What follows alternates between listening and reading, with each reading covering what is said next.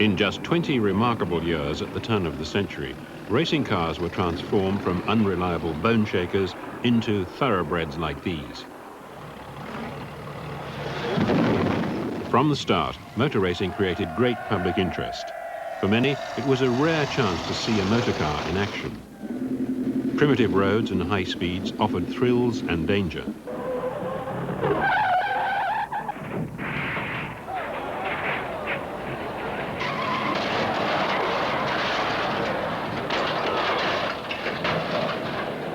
Motorsports pioneers often paid for their passion with their deaths.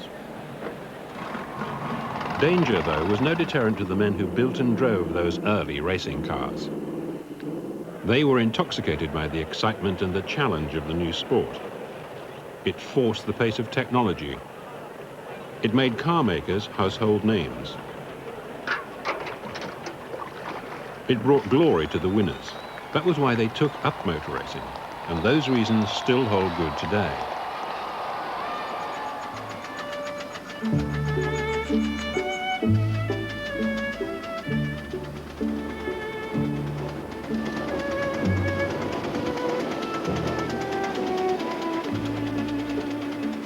The petrol engine motor car was invented in Germany in 1885, but it was the French who took this horseless carriage to their hearts.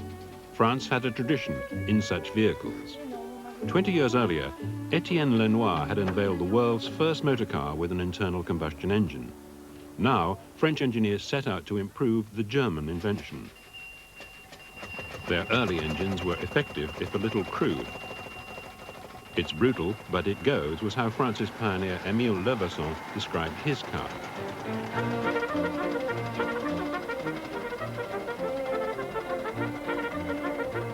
Competition wasn't long in coming. In 1894, a French newspaper sponsored a Paris to Rouen motor trial. 13 petrol and 8 steam cars took part. The top prize of 5,000 francs was won jointly by the two great pioneering companies who made petrol cars, Peugeot and Panin et Leverson. The 79-mile journey took almost 7 hours to complete.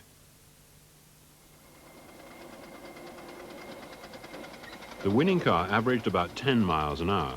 Generally, the reliability of the cars was impressive. 17 of the 21 cars reached Rouen, and only one petrol car failed to finish.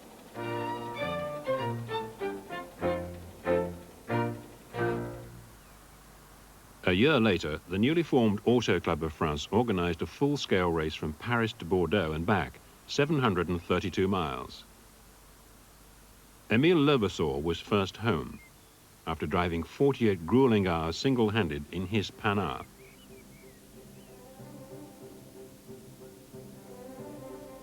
This success brought a spate of epic city-to-city races.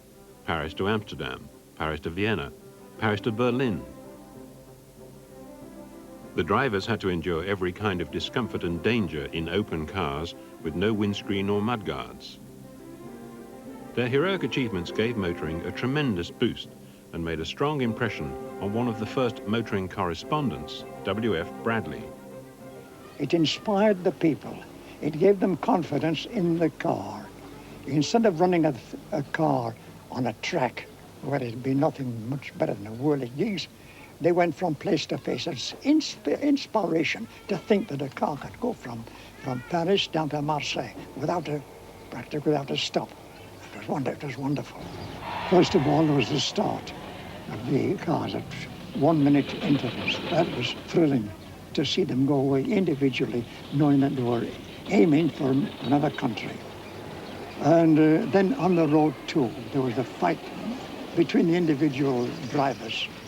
And it was really thrilling and dangerous. The man was always driving, the man who was following was always driving in a cloud of dust, waiting for an opportunity to get through that dust and press the car ahead of him, not knowing what there may be ahead of him, because he couldn't see the road. That was really dangerous. And that was the direct cause of most of the accidents. There was always something happening, because the driver and the mechanic had to do everything. And there was always a certain amount of work to be done on cars, and they added to the interest of the race. The rough roads, the fierce competition, the car's untested engineering all resulted in constant breakdowns and running repairs. A riding mechanic was essential if a car was to have any hope of finishing.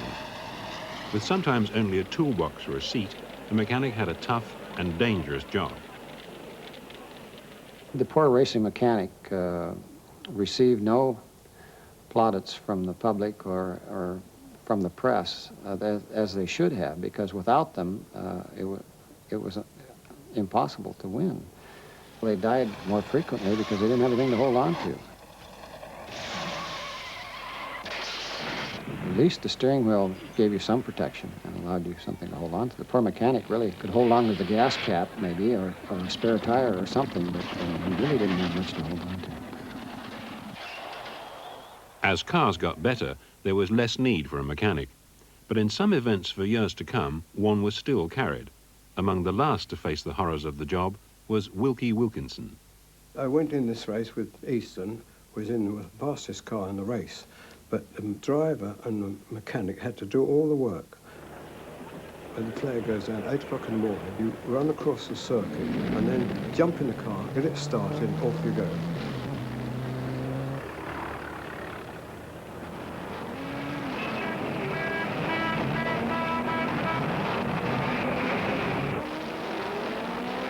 Now we have to fill it up with petrol tunes, 5 gallons a time. So before the race, I made a big funnel that would hold 5 gallons, so I could put it in and throw 5 gallons in, and then go and get the other churn while that was running in. But making this thing, I cut my hand very badly and got lead poison in it.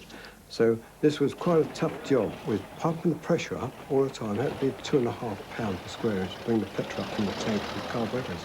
If you pumped too hard, the carburetors would flood, you see, and or go fluffy. If you didn't pump enough, the carburetors would starve and the engine would slow down.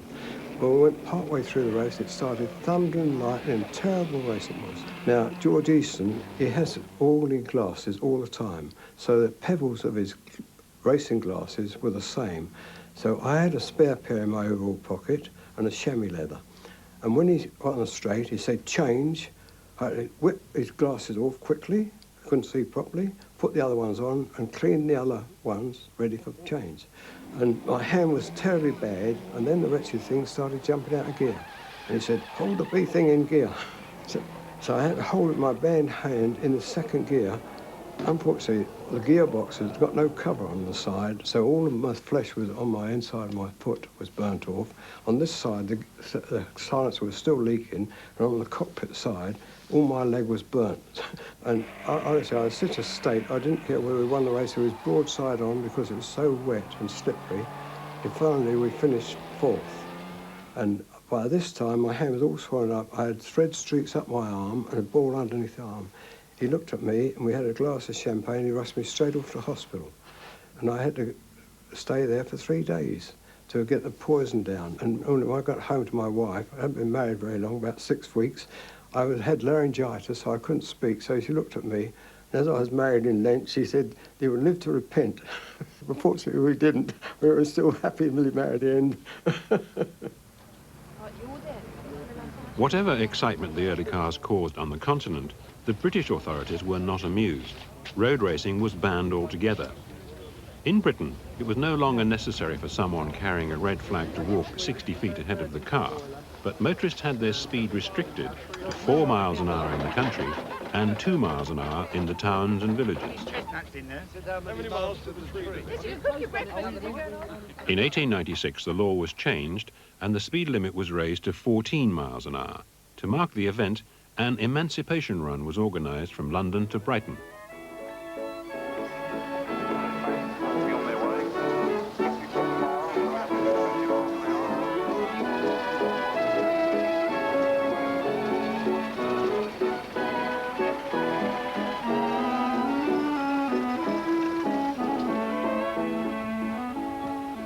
The run is still celebrated every year.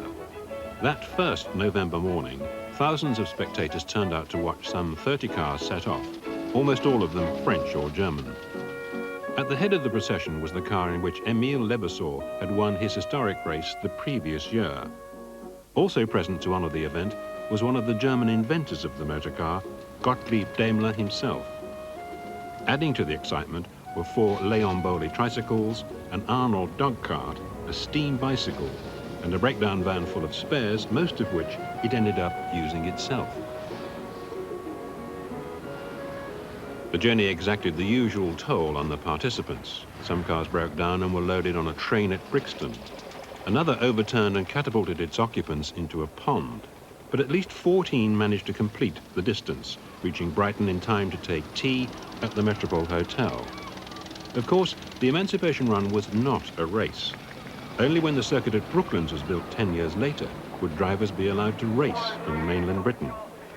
In the meantime, they had to compete in France, where the authorities were more helpful. In France, the law was always very indulgent towards motorists. There were no restrictions in France. The speed depended on circumstances. In certain cases, 10 miles an hour would be criminal. In other cases, 100 miles an hour would be perfectly justifiable. And that was a spirit which prevailed. With such encouragement, France was the undisputed home of motor racing. Its manufacturers took up racing to promote their cars with great success. In 1900, the Renault brothers built 179 machines in their new factory. After they won the Paris to Toulouse race, they received 350 more orders. Then came the disastrous Paris to Madrid race of 1903. It would be the last of the great marathons.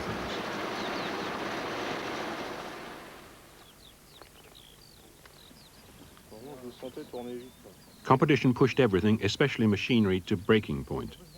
This certainly improved technology, but it also caused accidents. During the race, at least 5 drivers and mechanics were killed, as well as several spectators. So the authorities stopped the event at Bordeaux. The most famous casualty was one of the Renault brothers, Marcel. Blinded by dust, he'd missed a corner, crashed off the road, and been fatally injured under the weight of his car. Louis heard the news at Bordeaux and fainted. He never raced again. His riding mechanic, Francois Sitz, took over the job of racing the Renault cars. To replace the road races, in 1906, the Auto Club of France decided to create an event that would outshine all previous efforts, the first ever Grand Prix. It was a 12-lap race staged on a circuit of closed roads just outside Le Mans. 770 car-crunching miles. Well, the people wanted the race to be held in their district. There were plenty of applicants for the race because they realized it added prestige to their town or their district, and it brought in money, and there were plenty of aspirants for the Grand Prix race. It has to be remembered, these races were very, very costly. And they were not money makers at all. The organizers certainly lost money. And the only way to hold a race at all was to get the local authorities to subsidize the race, which they did to a very high degree. 34 cars entered the race, most of them French. It was held over 2 days with cars locked away during the night. The winner, after 12 hours of driving and 19 tire changes, was Sitz in a Renault.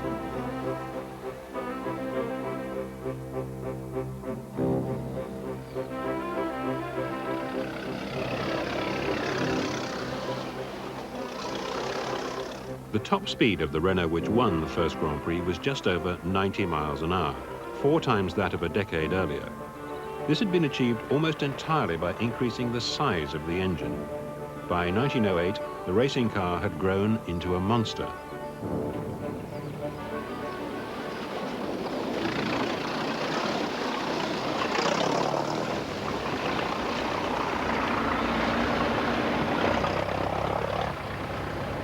Britain's leading car at the time was the Napier. It's a 6-cylinder engine. The cylinders are in 3 blocks of 2, and at 11.5 litres, you will appreciate, is knocking on 2 litres a cylinder, which is the size of a fair-sized family car today. It wouldn't be easy to steal. The cold start, I think I remember, needs something like 14 separate steps.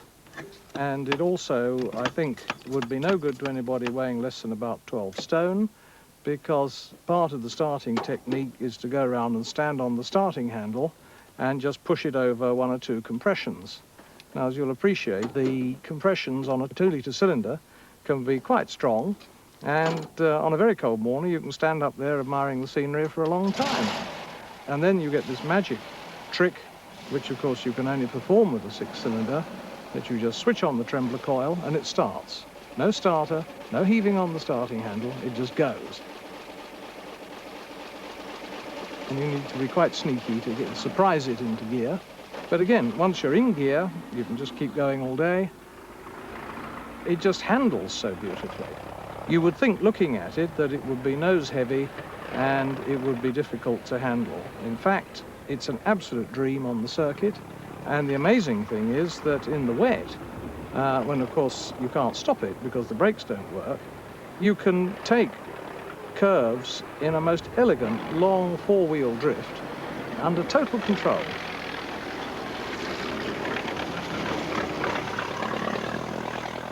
The surface was pretty awful, and so they had to put up with bumping and bouncing about. The driver always carried a mechanic with him, and apparently his main task, apart from pumping up the fuel, was any roadside repairs, but in particular changing tyres, because tyre technology was very basic then.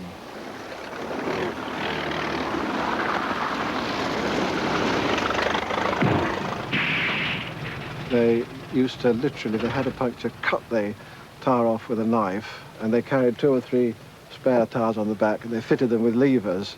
But by 1908, all the cars, in fact, had detachable rims, so it was almost like just changing a wheel, but they still had a lot of trouble.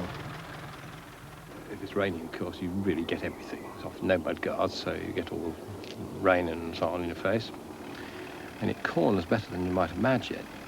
There's a danger if you go too fast and it grips too much and digs in, it could actually topple over. This actually happened with a Renault Grand Prix car in the 07 Grand Prix, which made a corner and then simply toppled over onto its side, throwing the driver and mechanic off.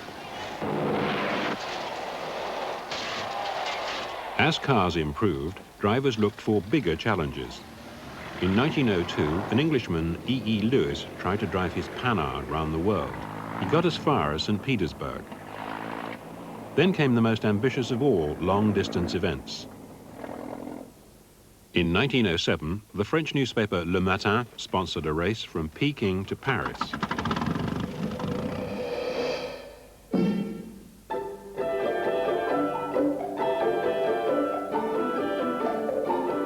Five men picked up the challenge. One was the Italian Prince Scipio Borghese in a new Itala car. He took along his chauffeur and a journalist. It was a journey of Homeric proportions, 9,500 miles. The roads were primitive, the weather harsh. They crossed deserts and tundra. They forded rivers. They drove over mountains. They were always getting stuck, in the mud, in the slime, in the sand. Time and again, they had to get the astonished locals to push or to pull or raise their Itala out of difficulty or rescue them from possible disaster. They struggled through China, Mongolia, Siberia, Russia, and Northern Europe. Exactly 2 months after leaving Peking, the Count arrived triumphantly in Paris. It was 3.5 weeks before any of the others turned up. 1912 saw the last of the big-engine racing cars, the Fiat S74 from Italy. The S74 Fiat is probably the epitome of development of the large-bore model race car.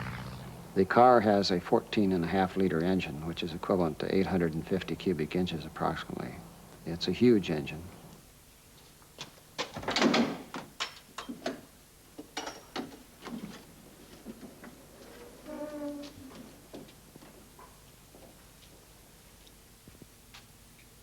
One of the reasons when they raced these Fiats in the Grand Prix races, they never turned them off when they came into the pits, was that plugs would oil up and they couldn't restart them easily, so they left them running. Which made a rather dangerous situation when we were gassing up.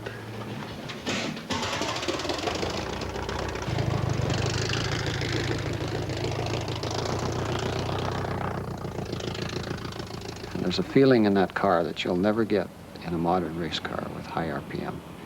It has a very low-end torque, and it pulls you back in the seat, and it's a tremendous feeling. Many historians, much to my chagrin, talk about the fact that these are dinosaurs.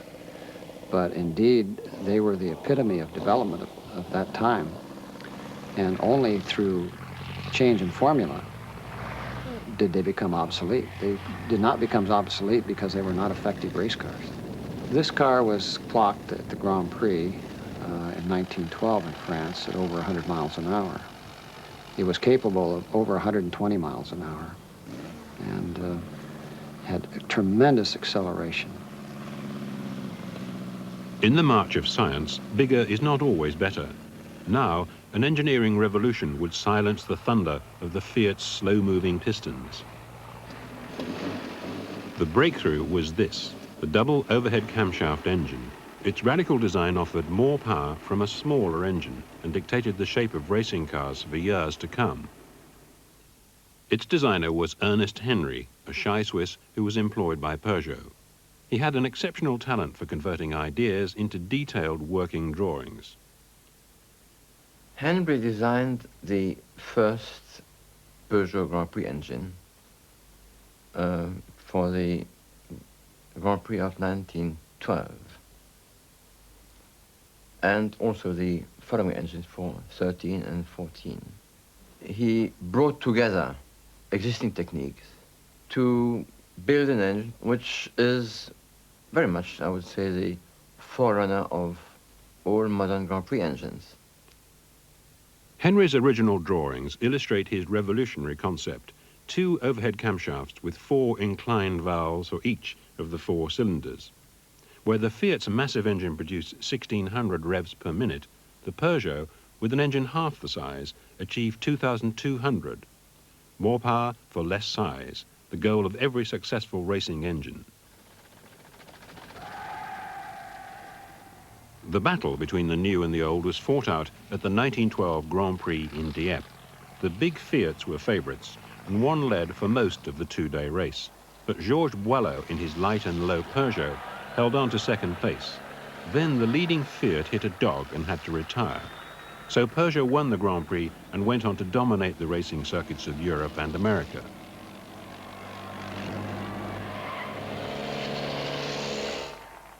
Georges Boileau had won a crucial, if lucky, victory for Henry's new engine. Ernest Henry's designs created the modern racing car, but his introvert personality meant his efforts were overshadowed by others. He died in obscurity, a drifter according to one historian. His real contribution to racing technology has only recently been recognized. Toute sa vie, il était passionné de moteurs, de voitures.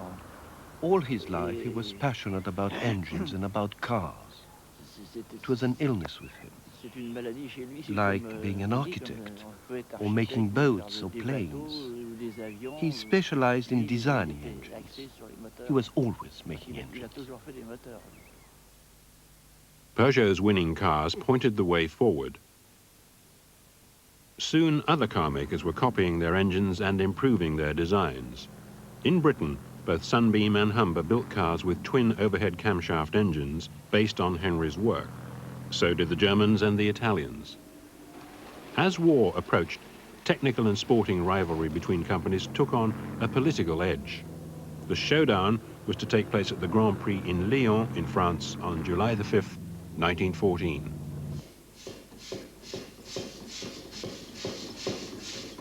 The company which had made the biggest preparations for the event was Daimler-Benz of Germany.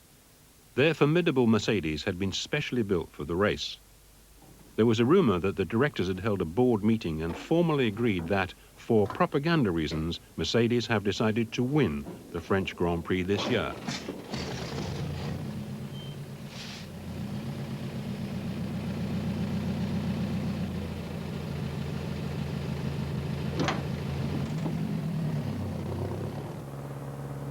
In 1914, Mercedes put together a package of cars for the Grand Prix in France that were based on their aircraft engine development. And that meant very light cylinder construction. It was not cast iron, it was forged steel with welded-on cylinders of sheet metal. This gave very good lightness and very good engineering control. And the chassis was extremely light, agile. Even though it only had rear-wheel brakes, it was very fast in the corners.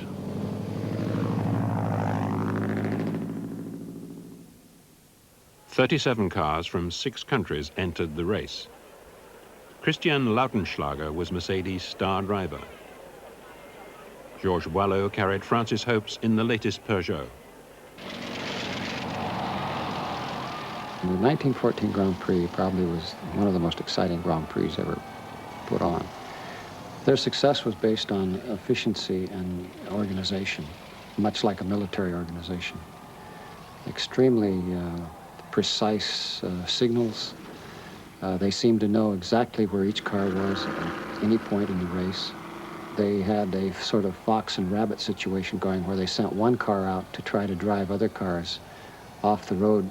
They entered 5 cars, and 2 of their cars dropped out, but those 2 cars were actually what you'd call the rabbit cars that were out front pushing the rest of the field to destruction. And then as they dropped out, the faster cars and their 2 cars, then they would move up in position. So it was a great strategy race, and it worked. They ended up 1, 2, 3 in the French Grand Prix of 1914.